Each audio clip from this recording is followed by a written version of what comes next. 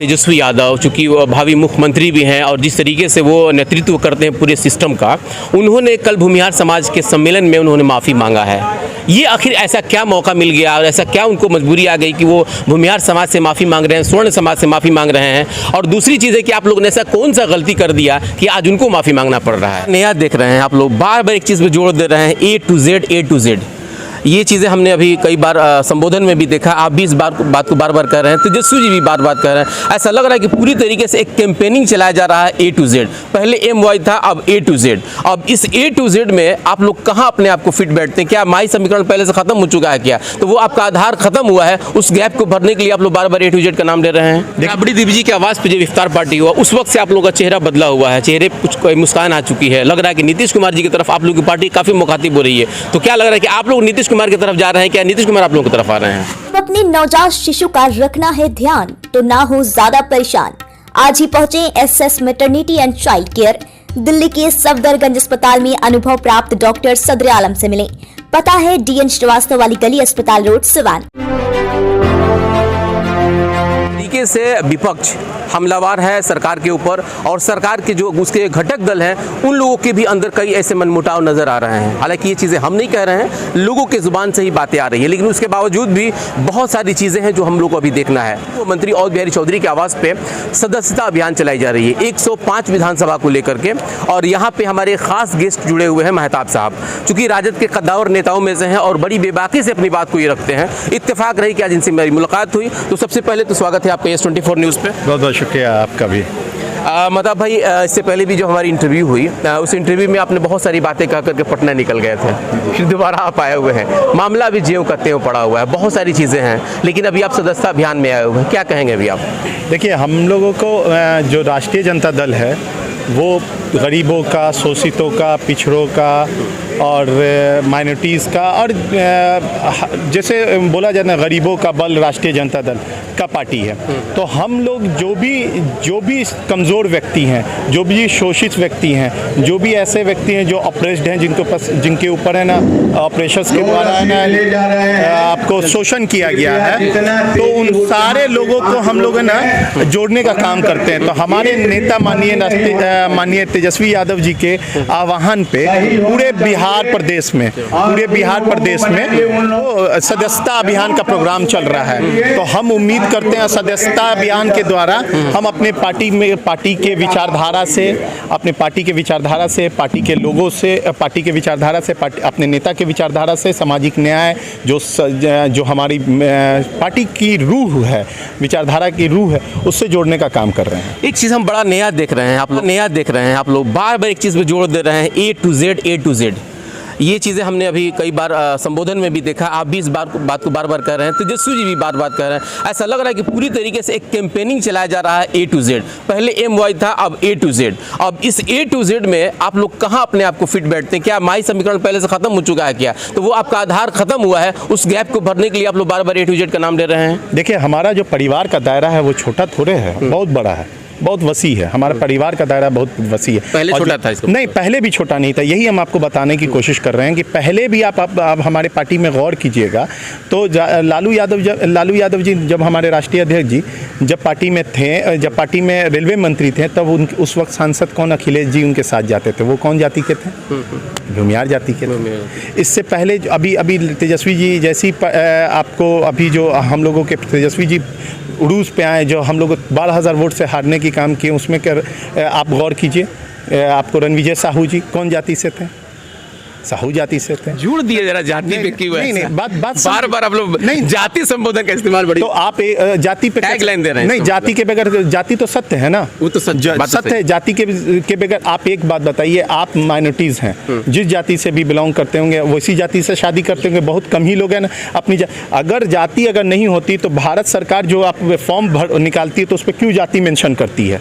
जाति सत्य है, आप इसे डिनाई करके नहीं चल सकते हैं। और बिना जाति को डिनाई किए हुए नहीं चल सकते हैं तो फिर उससे बात नहीं होगी। जिसकी जितनी संख्या उसकी उतनी भागीदारी की हम लोग बात करते हैं, उनको रिप्रेजेंटेशन देने की बात करते हैं, उनकी वजूद देने की बात करते हैं, और उनको सुदृढ़, उनको मजबूत, उनको नेतृत्व देने की बात करते हैं। हम तो बात कर रहे हैं, पहले भी बात करते थे, आज भी बात करते हैं। आज A to Z जो है, जो हम लोगों को, आप लोग को नया लग रहा है, लेकिन ये तो पहले से हम लोगों के व्यापक दायरे में है। हम पहले भी लोगों को समेट के चलते थे, आज भी समेट के चल रहे हैं।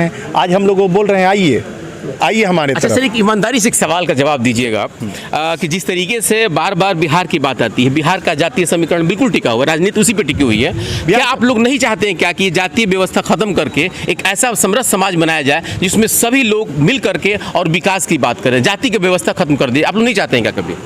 जाति खत्म किया जाएगा? बोलिए, आप जाति को ख़त्म करने की जहाँ तक बात हो रही तो लार्जर इक्विटी पे बात हो ना। पहले बड़ी इससे बात को मैंने बोला ना कि पहले सबसे पहले भारत के संविधान, भारत का जो ये है, जो रेस में जो एक व्यक्ति बहुत आगे खड़ा है और हम लोग बहुत पीछे हैं, उनके बराबर में हम लोगों को खड़ा कर दीजिए, उसके बाद सारी चीज़ ख़त्म कर दीजिए।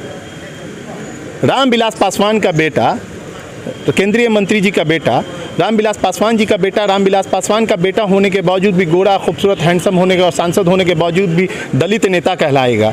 अगर ये दलित नेता कैंपेन नहीं खत्म होगा तो फिर जाति की बात कहाँ से? नैरेटिव आए कहाँ? नैरेटिव आप जो लोग पहले से सेट करके वो ब्राह्मणवादी ब्राह्मणिकल स्ट्रक्चर जो स्ट्रक्चर है उसी के द्वारा है। ये स्ट्रक्चर कैसे नहीं खत्म? उस स्ट्रक्चर को पूरे ऊपर से जब हमको लाइन में बराबर कर दिया जाएगा, हमको उतना सुदृढ़ कर दिएगा, उस दिन खत्म कर दीजिए, जाति व्यवस्था खत्म कर दीजिए। हम मना थोड़े कर रहे हैं। और जाति क्या है? जाति क्या है?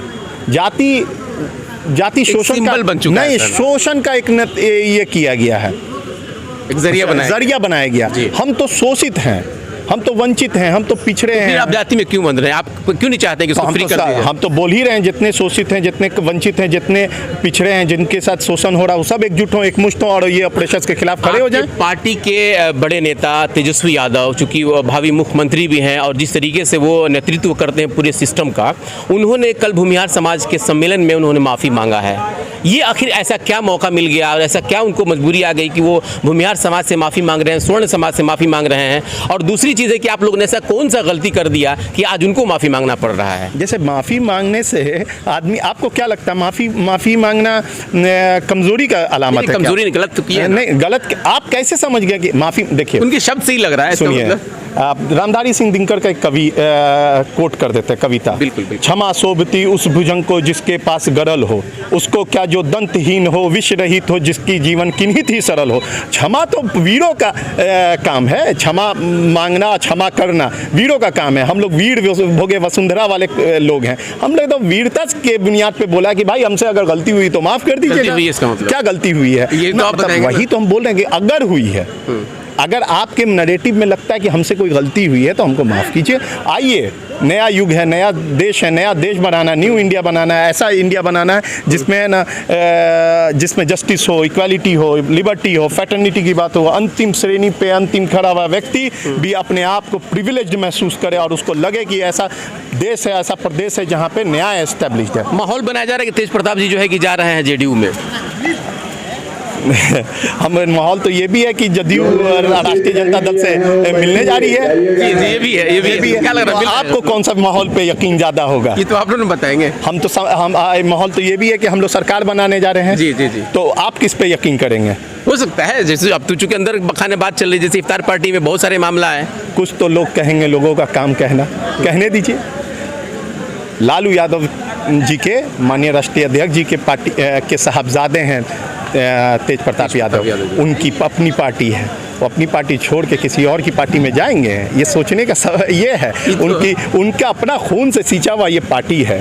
कैसे, क्या बात करते हैं? लोगों का काम है समय समय पे कहाँ से बात कर देते हैं। ये कनफुकवा गैंग का काम है। ये कनफुकवा गैंग कान फूक देता है। कौन है ये कनफुकवा गैंग? ये कनफुकवा गैंग वो है जो बहुत जिनके पास है ना साधन संसाधन की कमी नहीं है, इतने साधन संसाधन से परिपूर्ण है कि लोगों के बीच में कोई भी एक छोटा सा सोसा फेंक देते हैं और प्रोपोगेंडा टीम उसकी प्रोपोगेट कर देती है, मैटर को प्रोपोगेट कर देती है। वही टीम की काम। राबड़ी देवी जी की आवाज़ पे जब इफ्तार पार्टी हुआ उस वक्त से आप लोगों का चेहरा बदला हुआ है, चेहरे कुछ मुस्कान आ चुकी है। लग रहा है कि नीतीश कुमार जी की तरफ आप लोगों की पार्टी काफ़ी मुखातिब हो रही है। तो क्या लग रहा है कि आप लोग नीतीश कुमार की तरफ जा रहे हैं, क्या नीतीश कुमार आप लोगों की तरफ आ रहे हैं? देखिए, हम लोग जनता की तरफ जा रहे हैं। जनता के बीच में जा रहे हैं, उसी का सदस्यता अभियान एक आपको आप स्टेप है। हम लोग जनता के बीच में जा रहे हैं, जनता को बताने जा रहे हैं कि जनता देख लीजिए 15 साल जो भी शासनकाल है आपको छला गया है, ठगा गया है, आपको 15 लाख का वादा किया गया, नहीं दिया गया, आपको बोला गया कि है ना विश्व गुरु बनाएंगे देश को, नहीं बनाया गया, बुलेट ट्रेन लाया जाएगा, नहीं लाया गया, और तमाम ऐसी योजनाएं, तमाम ऐसी बातें, दंगा प्रदेश बना दिया गया, इन सब बातों को बुलडोजर तंत्र चलाया गया, इन सब बातों को जनता के डोमेन में ले जाके हमारे नेता माननीय तेजस्वी यादव जी लेके जा रहे हैं और इस पे बातें हो रही है और बहुत मजबूती से बातें हो रही है। याद रखिएगा 2024 और 2025 का क्षमा कुछ और होने वाला है। बिल्कुल। मेरा आखिरी सवाल ये है कि जिस तरीके से अजान का जो विवाद चल रहा है, लेकिन उसका हवा नीतीश कुमार जी ने यहाँ निकाल दिया। उन्होंने कहा कि कोई विवाद का विषय नहीं है। तो क्या लग रहा है कि जिस तरीके से वो सॉफ्ट एक तरह से देखा जाए तो सेकुलरिज्म पे वो काम कर रहे हैं, तो क्या ये राजद के लिए खतरे का घंटी है क्या? नहीं, खतरे का घंटी क्या है, हम तो उस पार्टी के लोग हैं जब पूरे देश में सांप्रदायिकता का लहर चल रही थी, जब सोमनाथ मंदिर से लेके आपको है ना आपको माननीय अडवाणी जी ने रथ यात्रा निकाला था, जिस प्रदेश से जी के दौर बात सुन लिया जाए, जिस प्रदेश से गुजरा था उस जगह पर गुजरा था वहाँ पे दंगा हुआ था। लेकिन हमारे प्रदेश में उसका फन कुचलने का काम, उनके सीने पे चढ़ के भोलेनाथ जैसा डांस करने का काम हमारे नेता माननीय लालू प्रसाद यादव जी ने कहा था। हम उस पार्टी के हैं, लोग हैं, हमको इसका डर क्या बात कर रहे हैं? आप क्या बात कर रहे हैं? ये सब तो छदम सेकुलरवाद पे नजर आते हैं। ये सीए एनआरसी पे स्टैंड इनका देख लिए, इनका ट्रिपल तलाक पे इनका स्टैंड देख लिए, धारा 370 पे इनका स्टैंड देख लिए, इनका स्टैंड नीतीश जी का। मुसलमानों को नुकसान तो नहीं हुआ उससे? बात कैसे नहीं, धारा 370 पे नुकसान नहीं हुआ, ट्रिपल तलाक बिहार की हम बात कर रहे हैं। नहीं, पूरे परिप्रेक्ष्य में आपने स्टैंड नहीं लिया। अगर आप स्टैंड लिए रहते तो रुख कुछ और रहता।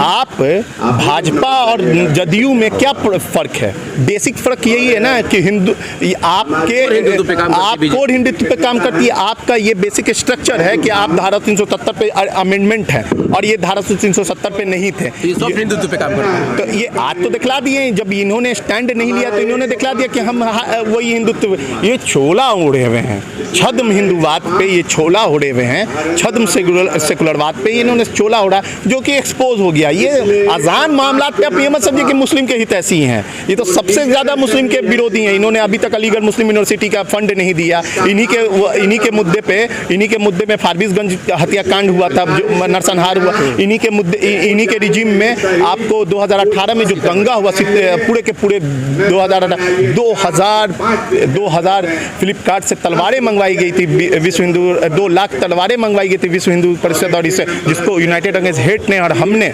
एक्सपोज करने का काम किया। सोए हुए थे सर उस वक्त भी? तो नहीं, मैंने ही काम किया था। मैंने पार्टी तो सोई हुई थी। नहीं, आपकी पार्टी विपक्ष में रहकर इतने मजबूत आवाज क्यों नहीं उठा पाती? नहीं, हम लोग लड़ रहे थे। मैंने ही ये 2018 में जो छद्म हिंदू ये इन लोगों ने दंगा किया था, बीजेपी आरएसएस और बजरंग दल हिंदू वाले लोगों ने जो औरंगाबाद ये सब में जो, तो मैंने ही इसको एक्सपोज करने का काम किया था। मैंने ही फैक्ट फाइंडिंग की थी और मैंने ही आपको मुख्य सचिव आमिर सुबहानी साहब से जाके मुखातिब होकर मुलाकात की थी। जब उनसे मुलाकात हुई और जिन लोगों को दंगा पीड़ितों को न्याय दिलवाने का काम, उनको मुआवजा दिलवाने का काम हमने और हमारे पार्टी के द्वारा ही करवाया गया था, जिसमें उन्होंने मुझे ये बात कोट किया था, जो कि कोट कर रहा हूँ, बड़ा बेहतरीन बात बोला था, जिसको टाइम्स ऑफ इंडिया ने भी कोट किया था, जो प्रेस क्लब ऑफ इंडिया पे मैंने इसका ये किया था, क्या बोले आपको प्रेस कॉन्फ्रेंस किया था। इन्होंने बोला था we are living in a very volatile situation but we can handle it. तो इस वोलेटाइल सिचुएशन को क्रिएट किसने किया? आपने करने दिया। आपको पता था कि 2 लाख तलवारें मंगवाई जा रही है। You are not going to take a serious action against them. आप नहीं ले पाए, तो ये सोचने का विषय है। ये इसीलिए बोल रहे हैं कि जो सरकार जो चला रहे हैं लुचुर पुचुर सरकार है, सुशासन की नहीं सुशासन की सरकार है। हमारे नेता माननीय तेजस्वी यादव जी को मुख्यमंत्री बनाने के लिए युवाओं ने कमर कस रखा है। A to Z युवाओं ने, जाति नहीं, A to Z युवाओं ने, इसमें बीच में कोई इधर उधर नहीं है, सबने तय कर रखा। हम लोग उधर जाने का काम कर रहे हैं। बिल्कुल जी, इस तरीके से महताब साहब ने बहुत ही खुल करके बेबाकी से सरकार का भी बात बताया, जिस तरीके से सरकार की गलतियाँ किया है उसको भी उन्होंने बताया, लेकिन साथ ही साथ बहुत सारी बातों को इन्होंने घुमा घुमा करके उसको जलेबी की तरह हमको मेरे ही ऊपर धकेलने की भी कोशिश किया। लेकिन बहुत बड़ी सवाल ये है कि जिस तरीके से बिहार में चाहे वो पक्ष हो या विपक्ष हो, इसके बीच में आम जनता बिल्कुल पिस रही है। अब इसका जवाब कौन देगा? या तो महताब साहब देंगे या फिर जेडीयू के कोई बड़े जो है कि प्रवक्ता दे सकते हैं, लेकिन जनता आज भी जो है कि त्रस्त है बिहार की, इस चीज़ को मानना पड़ेगा। बने रहिए हमारे साथ, बहुत बहुत शुक्रिया।